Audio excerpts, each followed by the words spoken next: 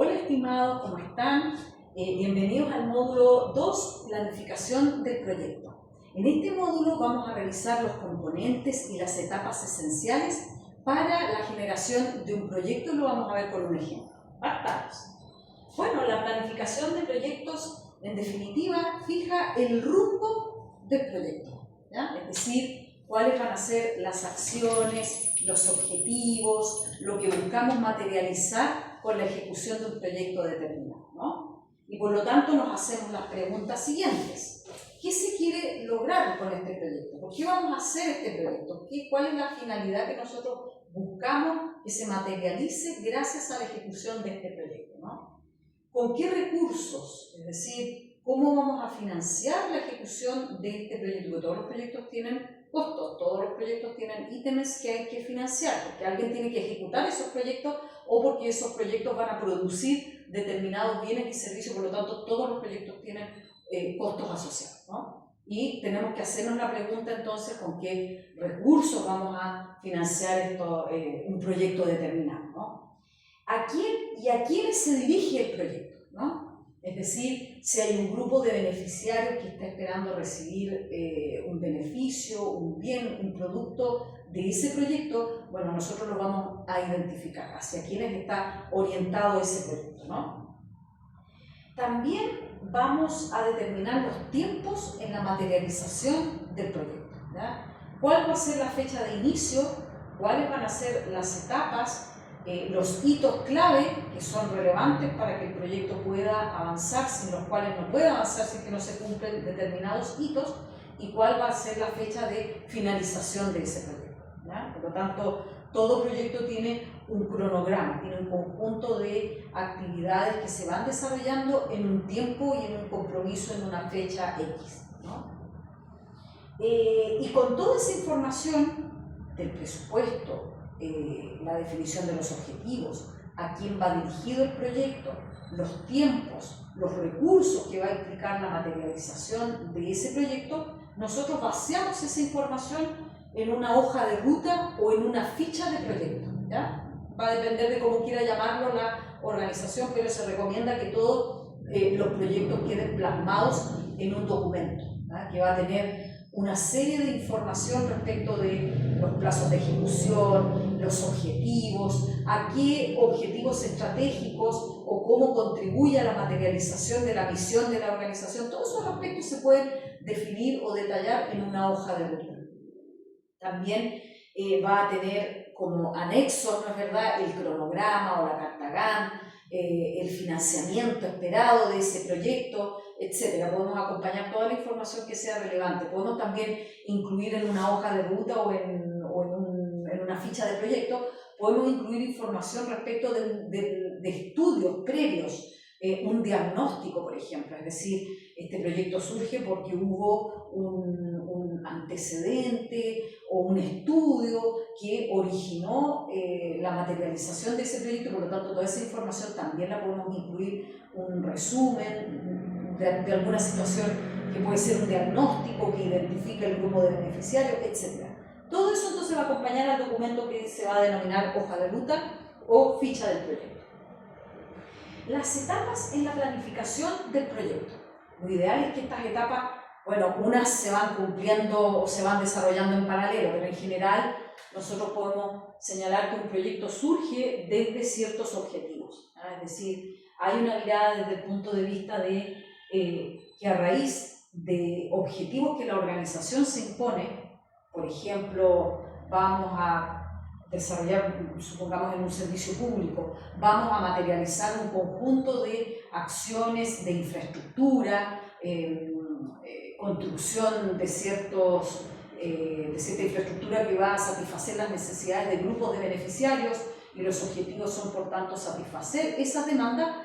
Los proyectos tienen que ser coherentes con esos objetivos, ¿no? O sea, no puede surgir un proyecto que no esté acompañado de un objetivo, ¿ya? O sea, los proyectos responden a ciertas necesidades, responden a objetivos que están establecidos, a lo que se quiere lograr como finalidad.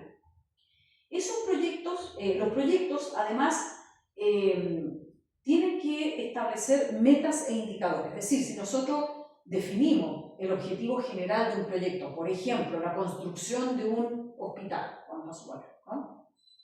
El objetivo general es, por tanto, brindar o resolver necesidades de atención de salud en una comunidad X, y por lo tanto el proyecto consiste en la construcción de una infraestructura para resolver los problemas de salud, un hospital propiamente tal, y definimos a ese objetivo general un conjunto de objetivos específicos, es decir, son aquellas expectativas que nosotros queremos lograr y que acompañan al objetivo general del proyecto. Si nosotros, haciendo un paréntesis, queremos elaborar un objetivo que sea coherente, bueno, los objetivos también tienen requisitos, ¿no? Los objetivos se expresan en términos verbales, los objetivos son acciones en concreto, por lo tanto, tienen que tener detrás un verbo que compromete una acción específica, ¿ya?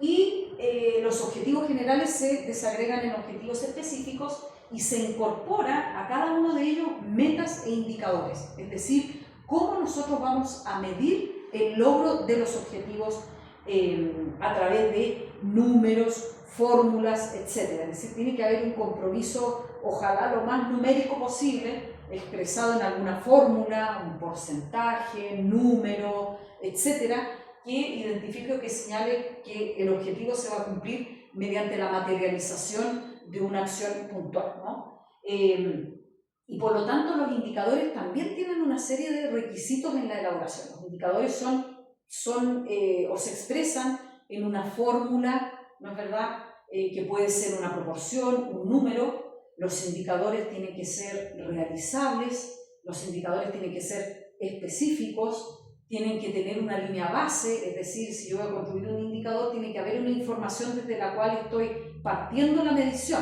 ¿no? Y desde la cual voy a ir construyendo el número, ¿no? Tienen, por lo tanto, medios de verificación. Si yo voy comprometiendo para este hospital una serie de metas, bueno, esas metas tienen que tener los respectivos medios de verificación, tienen que tener la forma en la cual nosotros vamos a respaldar que esos indicadores se están cumpliendo. Por ejemplo, vamos a tener quizás en una primera etapa la construcción de los planos, los permisos y aprobaciones, etc. Y luego una serie de etapas que van a ir materializando, van dando cuenta del avance de esta infraestructura, por ejemplo, ¿no? Asimismo, dentro de la etapa de planificación del proyecto nosotros vamos a establecer, lo habíamos mencionado, una línea base, es decir, un punto de partida. Si nosotros vamos a tener una situación inicial, esa situación inicial va a ir construyendo los números sobre la línea base, ¿no? Por lo tanto, eso hay que tenerlo súper bien establecido. Si nosotros queremos realizar o desarrollar, por ejemplo, como objetivo la formación de un grupo de beneficiarios respecto del uso de una herramienta tecnológica, bueno, nosotros vamos a establecer una línea base. Quizás podemos mencionar que para el 2025 ya contamos con 40 comunidades o 40 personas que han sido capacitadas.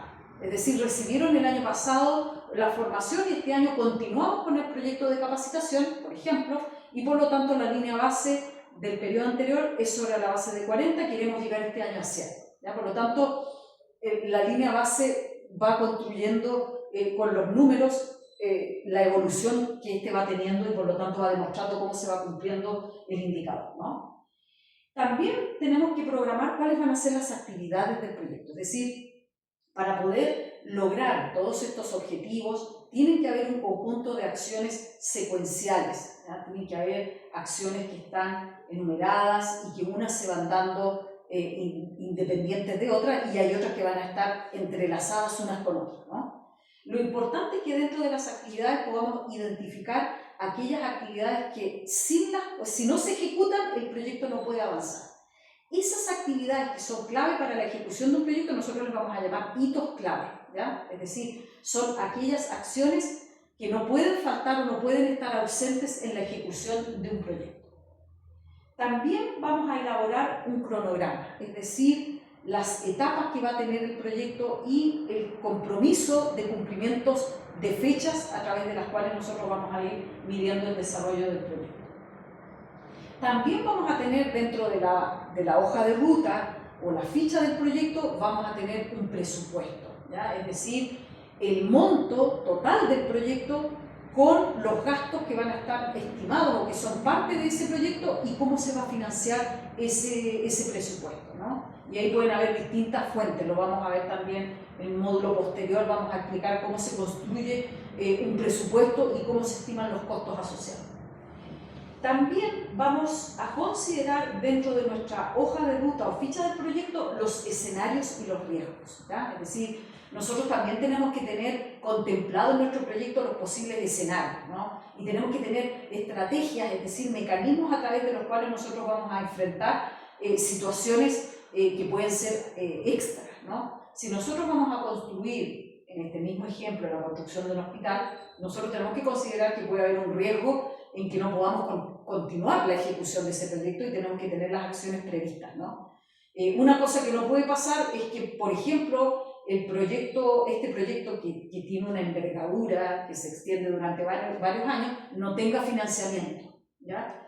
Y aunque pudiera parecer irrisorio que algo así sucediese, han habido proyectos en distintas etapas o momentos que han quedado sin el financiamiento y hay proyectos que han quedado, o infraestructura o megaestructuras que han quedado abandonadas porque no tienen el financiamiento, por ejemplo, para continuar con ese proyecto, ¿no? O porque ha habido alguna acción que se hizo mal, una infraestructura que no cumplió con requisitos técnicos y por lo tanto no pudo seguir avanzando en la etapa siguiente. Esas cosas hay que preverlas y por lo tanto tenemos que tener estimados los posibles riesgos, los posibles escenarios y las acciones con las cuales nosotros vamos a atenuar, porque las situaciones imprevistas no las podemos anular nunca. Siempre el riesgo va a estar presente en los proyectos. Lo que nosotros hacemos es atenuar el riesgo, a tenerlo presente, considerar la mayor cantidad de elementos dentro de la incertidumbre que rodea los proyectos. Vamos a tener también un conjunto de herramientas, ¿ya? Para apoyar, por ejemplo, la supervisión del presupuesto, el control del gasto. A lo mejor vamos a tener un sistema que va a ir monitoreando cómo se va ejecutando el presupuesto. O vamos a tener una herramienta de seguimiento en la cual vamos a ir llenando todas las personas que estamos a cargo del proyecto, vamos a ir completando distintas actividades.